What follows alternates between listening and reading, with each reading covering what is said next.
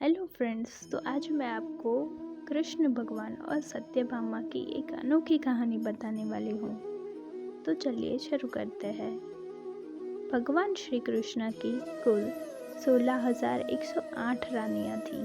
उसमें से सनातन धार्मिक शास्त्रों के अनुसार भगवान श्री कृष्ण की 8 पत्नियाँ थीं: रुक्मणी, जाम्बवंती, सत्यभामा, कालिंदी, बित्रबिंदा, सत्या, भद्रा और लक्ष्मणा। उनमें से श्री कृष्ण को रुक्मणी सबसे प्रिय थी, इसलिए सत्यभामा रुक्मणी से बहुत जलती थी।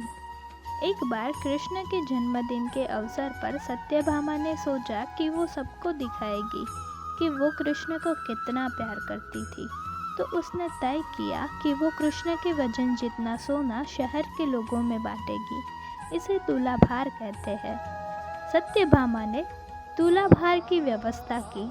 लोग बहुत प्रभावित हुए, पर कृष्ण पर इन बातों का कोई असर नहीं हुआ। वे जाकर तराजू के एक पलड़े पर बैठ गए। सत्यभामा जानती थी कि उनका वजन लगभग कितना है और उसने उतना सोना तैयार ही रखा था। पर जब उसने सब सोना दूसरे पलड़े पर रखा तो कांटा जरा भी नहीं हिला। कृष्ण का पलड़ा थोड़ा भी ऊपर नहीं हुआ।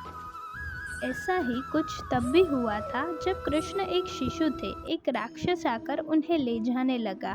तब कृष्ण ने अपना वजन इतना बढ़ा लिया था कि राक्षस वहीं गिर पड़ा और कृष्ण ने उसके ऊपर बैठकर उसे कुचलकर मार डाला। क्रिया योग में एक ऐसा तरीका है जिससे कोई योगी अपना वजन बढ़ा या घटा सकता है। ऐसी बहुत सी कहानियां हैं कि ऐसे योगी भी थे जो पहाड़ की तरह भारी हो जाते थे। तो इस बार भी कृष्ण अपना वजन बढ़ाकर तराजू पर बैठ गए। सत्यभामा ने उतना सोना दूसरे पलड़े पर रख दिया था जितना उसके हिसाब से कृष्ण के वजन के बराबर था, पर कुछ हुआ ही नहीं। तब तक शहर के सभी लोग ये घटना देखने के लिए आ गए थे।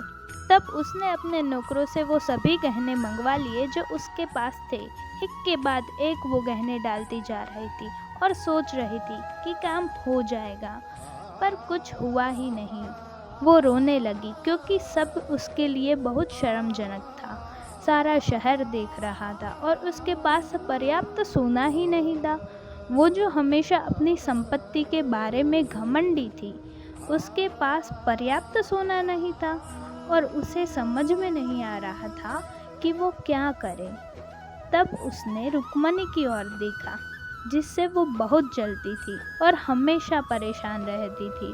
उसने रुक्मणी से पूछा, अब मैं क्या करूं? क्योंकि ये बात सिर्फ मेरे लिए नहीं पर तुम्हारे लिए और हम सबके लिए बहुत शर्मजनक है। मैं क्या करूं रुक्मणी? तब रुक्मणी बाहर गई और तुलसी के पौधे के 3 पत्ते उठा लाई। जैसे ही तुलसी के वो पत्ते उसने तराजू के दूसरे पलड़े पर रखे, कृष्ण का पलड़ा तुरंत ही ऊपर आ गया। धन्यवाद। राधे राधे।